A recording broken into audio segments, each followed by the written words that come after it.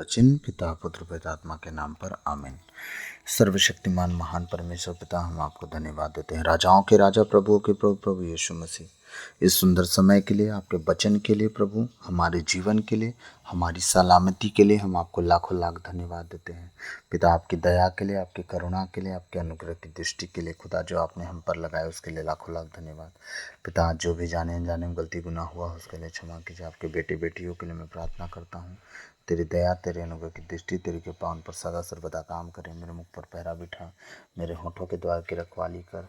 प्रभु, मैं प्रार्थना करता हूँ, बोलने वाला मैं नहीं वरन आप स्वयं मुझ में होकर अपने वचनों के द्वारा बातचीत करें। सारी बातों को आपके चरणों में रखते हुए विनती यीशु के नाम पे अब्बा पिता आपसे मैं मांगता हूँ, सुनिए और दया से ग्रहण कीजिए, आमीन। आइए हम प्रभु के वचन में जाएंगे। जैसा कि मैंने कल कहा था कि जो वचन मैं आज दो भागों में बांट रहा हूँ, तो दो भागों को आपको बताया, बोने वाले का दृष्टांत, ठीक है, और उसका उदाहरण। आज हम दृष्टांत का उद्देश्य देखेंगे। दृष्टांतों का उद्देश्य वो कौन है, 10 वचन से देखेंगे। 13 अध्याय संत मत्ती अध्याय 13 पद संख्या 10 से हम देखेंगे। 10 से लेके आगे बढ़ेंगे हम, जहाँ तक हम कल नहीं देख पाए हैं वहाँ तक हम देखेंगे, ठीक है, 17 वचन तक। हालेलुया। आइए हम प्रभु के वचन में जाएंगे। ईसा के शिष्यों ने आकर उनसे कहा, आप क्यों लोगों को दृष्टांतों में शिक्षा देते हैं। शिष्य क्या पूछ रहे हैं कि ये बताइए, आपने बीज बोने वाले का दृष्टांत बता दिया, दृष्टांतों में मतलब भेद में क्यों बात करते हैं आप। हाँ, आप बातों को पूरी तरह से अर्थ के साथ क्यों नहीं बोलते हैं, आप अटका के क्यों रखते हैं लोगों को, उनका ये कहना था।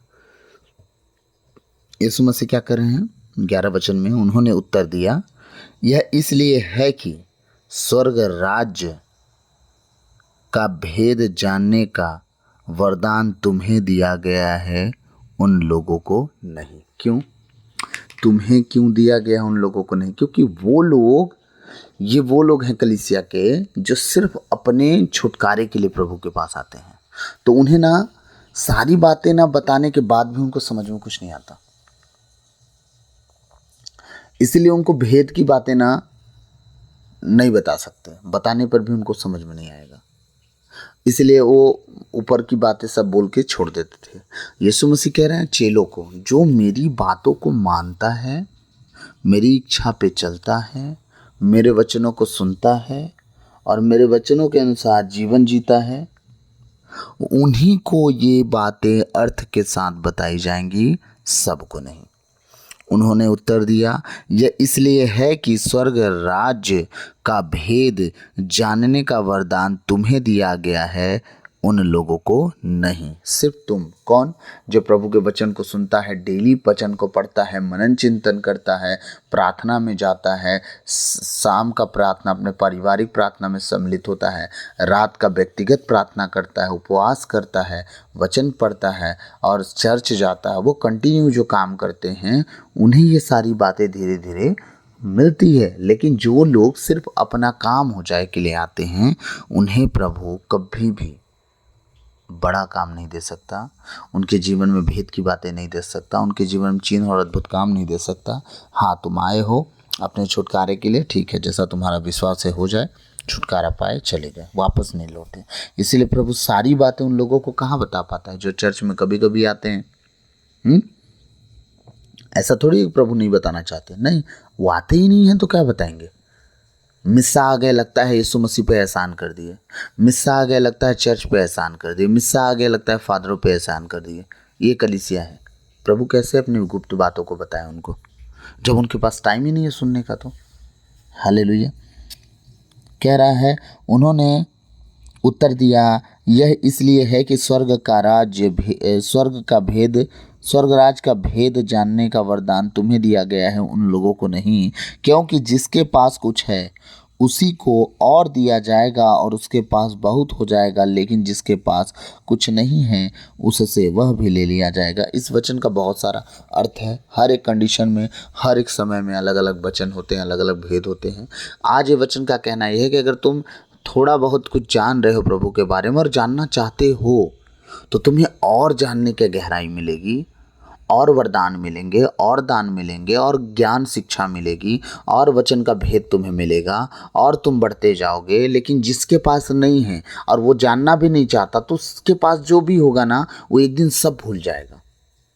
आपने किसी साल कुछ वचन सुना होगा, उस समय उत्साह होके लिए होंगे, आनंदित होके लिए होंगे, लेकिन उस वचन पे आप काम नहीं किए। इसका मतलब आप धीरे धीरे वो वचन जो आपके पास था वो भी खो दिए होंगे। उसको कहते हैं लोगोस और रेमा वचन। ठीक है, रेमा वचन आपको कुछ मिला होगा कि हाँ प्रभु आपके इस वचन के द्वारा आपसे बात किया होगा, तो आप उसे ध्यान नहीं दिए होंगे। जैसे मुझे रेमा वचन पहली बार मातृधाम में मिला था। मैं आपको हर बार बताता हूँ, क्या तुम नहीं जानते तुम्हारा शरीर परमेश्वर का मंदिर है, अगर तुम इसे नाश करोगे तो परमेश्वर तुम्हारी आत्मा तक को पूरी तरह से नष्ट कर देंगे।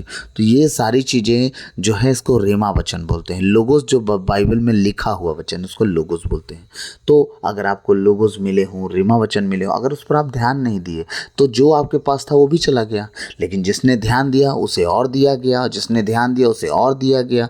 ध्यान देते गया और पाते गया, ध्यान देते गया पाते गया, बढ़ते गया, ज्ञान में परिपूर्ण होते गया। तो इसीलिए प्रभु ने कहा क्योंकि जिसके पास कुछ है उसी को और दिया जाएगा और उसके पास बहुत हो जाएगा, लेकिन जिसके पास कुछ नहीं है उससे वह भी ले लिया जाएगा। हालेलुया।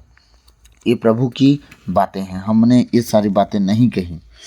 जो उसके पास है ले लिया जाएगा। मैं उन्हें दृष्टांतों में शिक्षा देता हूँ, क्योंकि वे देखते हुए भी नहीं देखते और सुनते हुए भी न तो सुनते और न समझते हैं। उनका कहना यह है, मैं उनसे दृष्टांतों में क्यों बात करता हूँ? वो इतने बड़े बड़े चिन्ह और चमत्कार देख रहे हैं, लेकिन वो देखना नहीं चाहते, ना देखते हैं। कैसे मैं समझाऊं आज के रेट पे?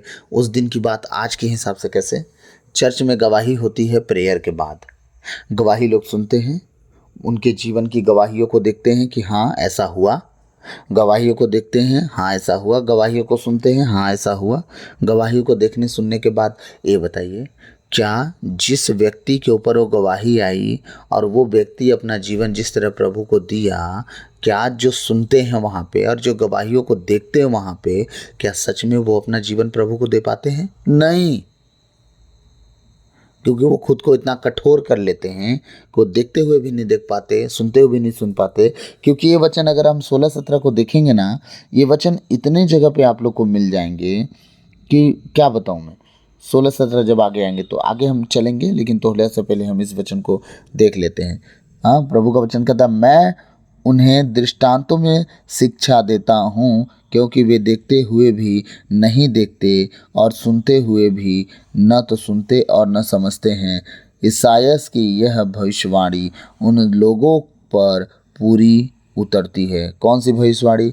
ईसायास नबी का ग्रंथ 6 अध्याय 9 और 10। ठीक है, प्रेरित चरित्र अध्याय 28 पद संख्या 26 और 27, रोमियो अध्याय 11 पद संख्या 8। आप इन सब वचनों में यही सब वचन पाएंगे जो मैं पढ़ने जा रहा हूँ।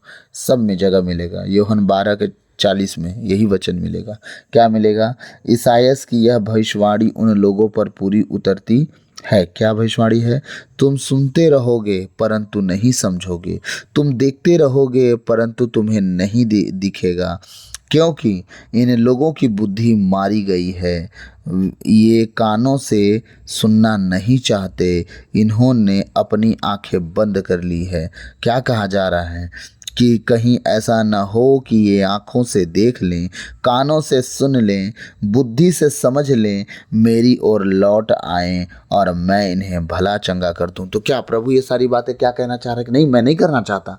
नहीं, वो ताना मार रहे हैं। इस वचन के द्वारा वो ताना मार रहे हैं कि कहीं इनकी बुद्धि ना खुल जाए। इनके कान हैं पर ये सुनते नहीं, इनकी आंखें पर इनको दिखाई नहीं दे रहा है। इतने बड़े बड़े चिन्ह और चमत्कार हो रहा है, कम से कम इसको देख के तो फिर जाते, मन फिरा लेते, परमेश्वर की ओर लौट आते, मेरे वचनों को मान लेते। लेकिन ये लोग फिरने का नाम नहीं ले रहे हैं। कहीं ऐसा ना हो कि ये आँखों से देख लें, कानों से सुन लें, बुद्धि से समझ लें, मेरी ओर लौट आएँ। कहीं ऐसा ना हो कि इनकी आंखें खुल जाएं, इनका कान खुल जाए, इनकी आत्मिक आंखें ओपन हो जाएं, खुल जाएं, इनके आत्मिक कान खुल जाएं, हाँ इनके मन हृदय खुल जाएं। कहीं ऐसा ना हो कि लौट आए और मैं नहीं क्षमा कर दूं। कौन चाहता है कि क्षमा ना हो? कौन चाहता है कि वो श्राप में बंधा रहे? कौन चाहता है कि दुष्ट आत्माएं उसे पकड़ी रहें? कोई नहीं चाहता। यही तो प्रभु भी कहना चाह रहे हैं। जब कोई नहीं चाहता तो तुम अपनी आंखों को खोलो, गवाहियों को देख के तो कम से कम अपना मन बदलो। इतने बड़े बड़े चिन्ह और चमत्कारों को देख के तो अपना मन बदलो, मेरी ओर लौट आओ। लेकिन तुम्हारे पास आँख हैं, कहते हो कान है तुम्हारे पास, मन विचार तुम खुद समझते, सोचने की क्षमता है तुम्हारे पास, लेकिन फिर भी तुम मेरे चिन्ह और अद्भुत कामों को देख के नहीं मेरे पास लौटते। सोचो कितना फंसे हुए हो संसार में। और प्रभु कह रहे हैं कहीं ऐसा ना हो कि ये आंखों से देख लें, कानों से सुन लें और बुद्धि से समझ लें, मेरी ओर लौट आएं और मैं इन्हें भला चंगा कर दूं, क्षमा कर दूं, भला चंगा कर दूं। कह रहे हैं कि अगर सच में इनके पास बुद्धि होना तो मेरे पास लौट आते, और आते तो मैं इन्हें क्षमा भी कर देता, भला चंगा भी कर देता। नो डाउट, कोई शक ही नहीं है इस बात पे, क्योंकि प्रभु दयालु हैं, अनुग्रहकारी हैं। एक बात याद रखिएगा, प्रभु ने कहा है अपने लोगों से कि 7 दिन में सृष्टि की परिपूर्णता संपूर्णता परमेश्वर ने बनाया। ठीक है, वचन में हमने पढ़ा है 7 दिन में। ठीक है, और जब एक व्यक्ति कहता है कि हम कब तक किसी को माफ़ करें, क्या 7 बार? यीशु मसीह ने एक चीज कहा है, 7 बार का मतलब है कि एक तरह से परिपूर्ण हुआ सब कुछ पृथ्वी पर।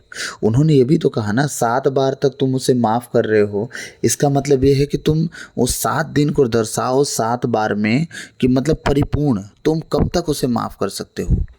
यीशु मसीह यही चीज़ तो हम सबसे भी कहना चाह रहे हैं कि तुम कब तक मुझसे माफ़ी मांगोगे, तब तक तुम्हें मैं माफ़ करता रहूँगा। इंसान माफ़ी मांगना छोड़ देता है, उस परिपूर्णता तक आना छोड़ देता है जो 7 दिन का है, विश्राम दिवस का है। वो चाहता है कि तुम्हें मैं माफ़ करते करते करते कर विश्राम दिवस तक ले चलूँ, उस स्वर्गराज तक ले चलूँ, उस अनंत जीवन तक ले चलूँ। तुम विश्वास के द्वारा उस माफ़ी को तुम मांगो तो सही, तब तो मैं तुम्हें वहाँ तक लेकर चलूँ।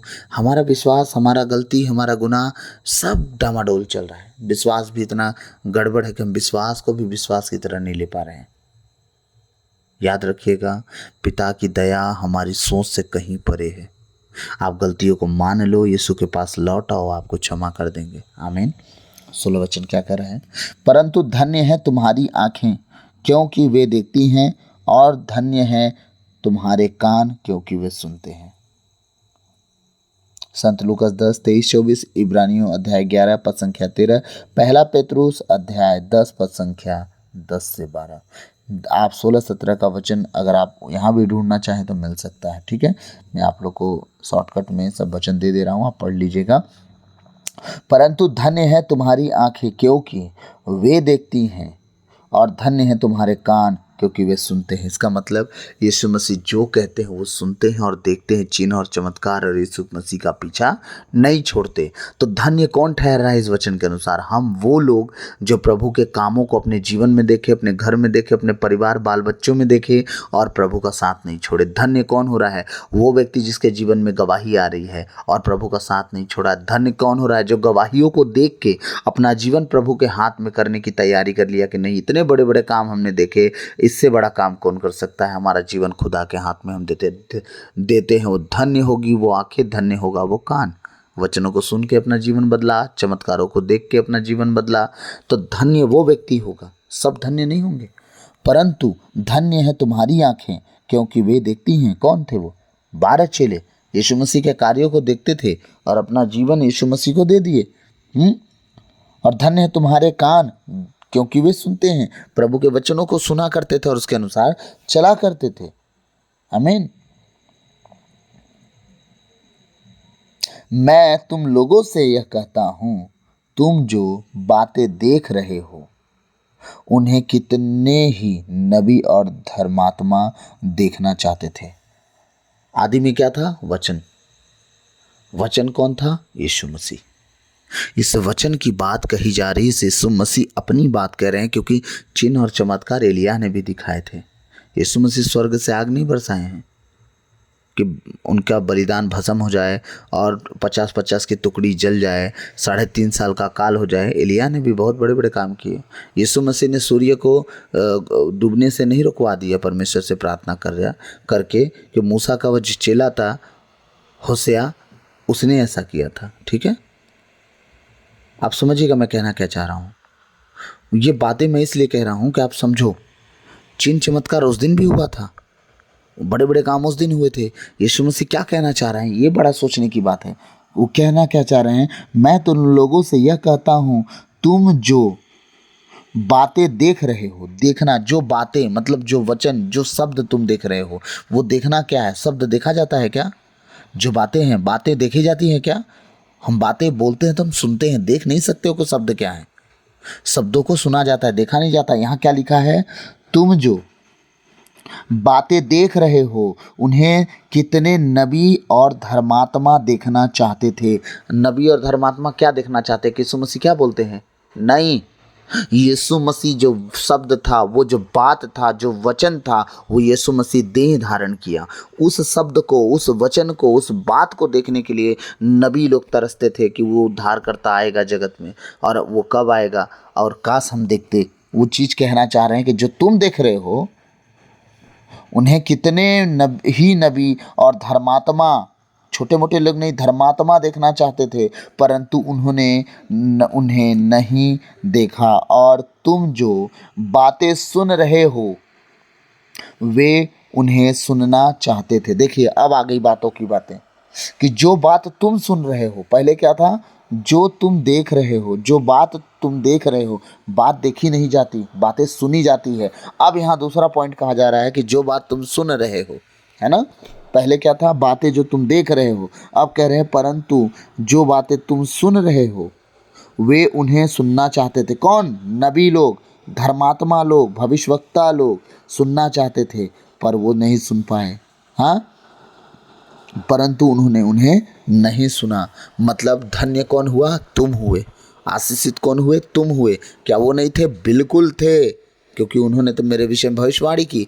मैं तुम लोगों के साथ साथ ये बातें क्यों शेयर कर रहा हूँ कि कलीसियाओं में बहुत से लोग आएंगे, तुमने जितना कुछ कहा वो सुनेंगे भी लेकिन विश्वास नहीं कर पाएंगे, उनका हृदय कठोर रहेगा, और यहाँ से निकलते ही संसार की बातों में फंस जाएंगे, संसार की चिंताओं में फंस जाएंगे। इसलिए इन सब बातों पर ध्यान मत देना, बस तुम हमारा वचन बांटते रहना, और वचनों को बांटते बांटते 100 में अगर एक बच जाए तो समझ लेना मैं 99 तो धर्मीय हैं, उनको बचाने थोड़ी आया हूँ। वो तो धर्मी है, स्वर्ग चले ही जाएंगे। मैं उस पापी को बचाने आया हूँ जो एक पापी है, जो नहीं जा सकता स्वर्ग। आमीन। तो हम सब 1% लोगों को ढूंढने आए हैं, 99 तो अपने आप को धर्मी ही साबित कर चुके हैं। उन तो कहना ही है कि हम तो भैया हम जानते हैं सब, अब तुमको क्या पता है, हमको सब पता है।